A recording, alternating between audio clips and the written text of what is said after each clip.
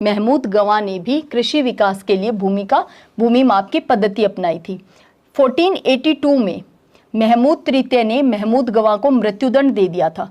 देखिए, अब ये महमूद गवां योग्यता के आधार पे सुल्तान के शासक के इतना करीब चला गया था, लेकिन ये बात जो भारत के मुस्लिम थे या फिर जो शासक के अन्य पदों पे बैठे हुए अधिकारी थे, जो शासक के क्लोज थे, उनको ये बात पसंद नहीं आ रही थी कि महमूद गवां शासक के इतना ज़्यादा क्लोज कैसे हो सकता है, जबकि ये तो ईरानी व्यापारी है, उसके बावजूद ये शासन में इतनी भूमिका कैसे निभा सकता है। तो इन्होंने भड़का दिया था महमूद तृतीय को, और महमूद तृतीय ने भड़क करके इतनी बड़ी बेवकूफ़ी का काम किया कि इसने इसी महमूद गवां को मृत्युदंड दे दिया। सोचिए, जो महमूद गवां उसके शासन प्रशासन में, इसके अलावा उसके साम्राज्य विस्तार में इतनी मदद की थी इसने, और ये इतना योग्य सेनापति था, लेकिन महमूद तृतीय ने महमूद गवां को मृत्युदंड दे दिया था। इसके बाद में महमूद तृतीय के बाद में शासक बना था महमूद शाह, लेकिन ये बहुत ही अल्पवयस्क शासक था। बहुत ही अल्पवयस्क होने के कारण इसका संरक्षण यानी वास्तविक शक्तियां जो थी वो चली गई थी कासिम बरीद और अमीर उर बरीद के पास में। यानी ये इसके मृत्यु के बाद में, महमूद तृतीय की मृत्यु के बाद में इसी का पुत्र शासक बना। कौन? महमूद शाह। लेकिन 1482 से 1518 और इसी समय में बहमनी शासन टूटना शुरू हो गया था, क्योंकि ये तो अल्पवयस्क था। देखिए, महमूद तृतीय का जो पुत्र था ये अल्पवयस्क था, तो शासन कौन कर रहा था? एक्चुअल में वास्तविक शक्तियां जो थी वो प्रधानमंत्री कासिम बरीद और इस कासिम बरीद के पुत्र अमीर उल बरीद के हाथ में चली गई थी। ठीक है, तो इसी समय में बहमनी टूटना शुरू हो गया था। अमीर उल बरीद को दक्कन की लोमड़ी कहा जाता है। अब आप सोचिए कि ये कहाँ से इस महमूद शाह को शासक बने रहने देते, दोनों पिता और पुत्र। इस अमीर उल बरीद को तो दक्कन की लोमड़ी कहा जाता है, तो महमूद शाह को तो इन्होंने शासन करने ही नहीं दिया। महमूद शाह के समय में ही अहमदनगर, बीजापुर, बरार, गोलकुंडा बहमनी साम्राज्य से स्वतंत्र हो गए थे।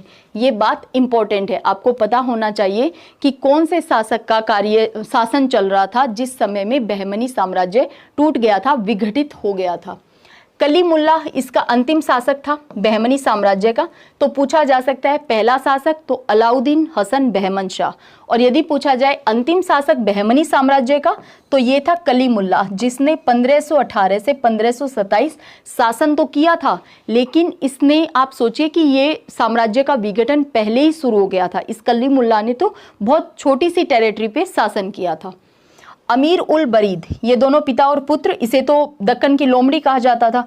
इसने 1527 में, देखिए कलीमुल्लाह को हटा करके इसने 1527 में बीदर में बरीद शाही वंश की स्थापना कर दी।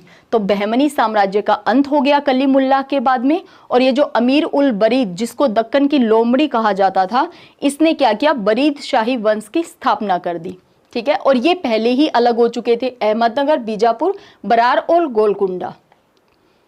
अब देखिए 1484 के अंदर, 1484 में बरार बहमनी साम्राज्य से अलग हो गया था, जिसे 1574 में अहमदनगर में मिला लिया गया था। 1489 के अंदर अहमदनगर स्वतंत्र हो गया। तो ये पूछा जा सकता है कि 1484 में पहले बरार, 1489 में फिर अहमदनगर स्वतंत्र हो गया था।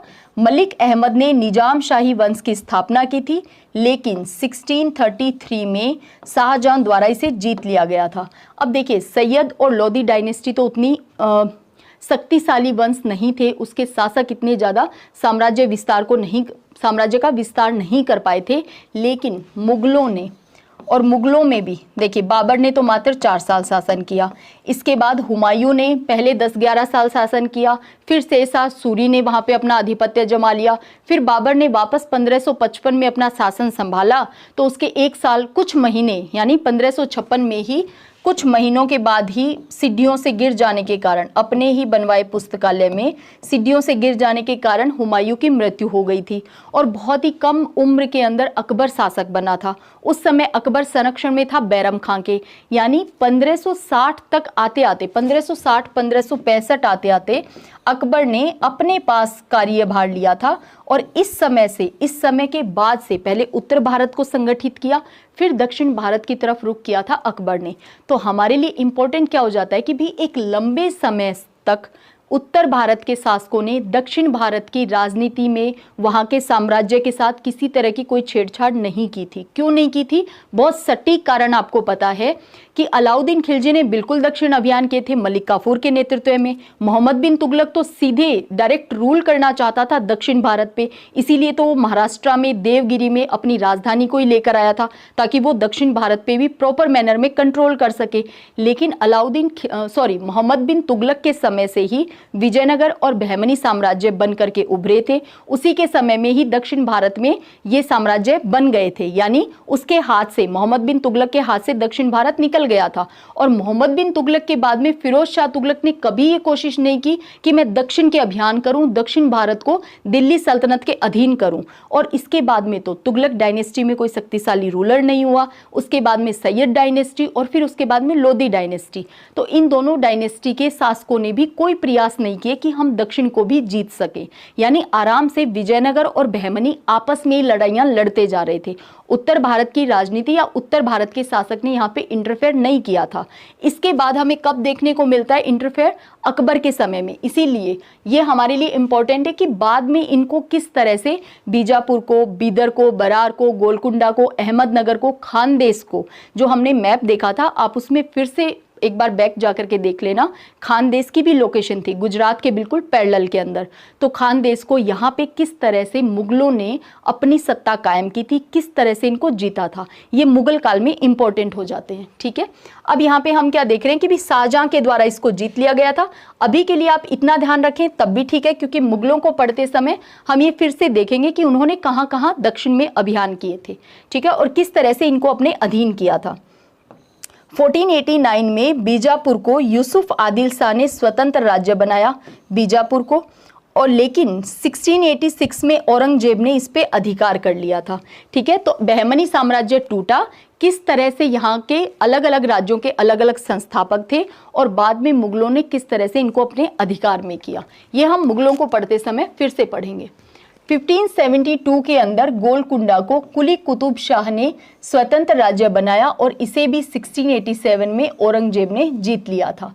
अब अगर हम बात करें बीदर की, जिसपे उल बरीद, अमीर उल बरीद ने बरीद शाही वंश की स्थापना की थी, तो ये देखिए 1527 में कलीमुल्लाह को तो इसने हटा दिया था और ये दक्कन की लोमड़ी कहलाता था। इसने बीदर पे अधिकार किया और अमीर उल बरीद ने ही, इसी की तो बात कर रहे हैं हम, दक्कन की लोमड़ी, इसने 1618 में इसने पहले तो दक्कन पे, बीदर पे अधिकार किया था, लेकिन 1618 ईस्वी में बीजापुर के द्वारा इसको मिला लिया गया था। बीदर को बीजापुर ने मिला लिया था।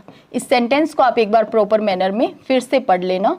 ये कहना क्या चाह रहा है, बहुत सिंपल सी बात है कि भाई हम अभी कलीमुल्लाह को पढ़ते समय देख चुके हैं कि किस तरह से ये अमीर उल बरीद जो था, दक्कन की लोमड़ी से कहा जाता था, इसने कलीमुल्लाह को तो हटा दिया और 1527 में वहाँ पे बरीद शाही वंश की स्थापना कर दी और बीदर को अपने अधिकार में ले लिया था। लेकिन बीदर क्या था, 1618 ईस्वी में बीजापुर के द्वारा बीदर को मिला लिया गया था। इन पांचों मुस्लिम राज्यों अहमदनगर, बीजापुर, गोलकुंडा, बीदर और बरार को सम्मिलित रूप से दक्कन सल्तनत कहा जाता था। जैसे दिल्ली सल्तनत, तो ठीक वैसे ही अब आज के बाद में आपको ये पांचों ही नाम भूलने नहीं है, अहमदनगर, बीजापुर, बीदर, बरार और गोलकुंडा, और इनकी लोकेशन भी आपको बहुत बेहतर तरीके से याद होनी चाहिए। तो ये हमारा विजयनगर और बहमनी कंप्लीट हो चुका है, लेकिन यहाँ से क्वेश्चन और क्या पूछा जा सकता है, तो ये एक बहुत क्विक रिवीजन है एंड के अंदर, ये आपको सबसे ज़्यादा हेल्प करने वाला है। तो चलिए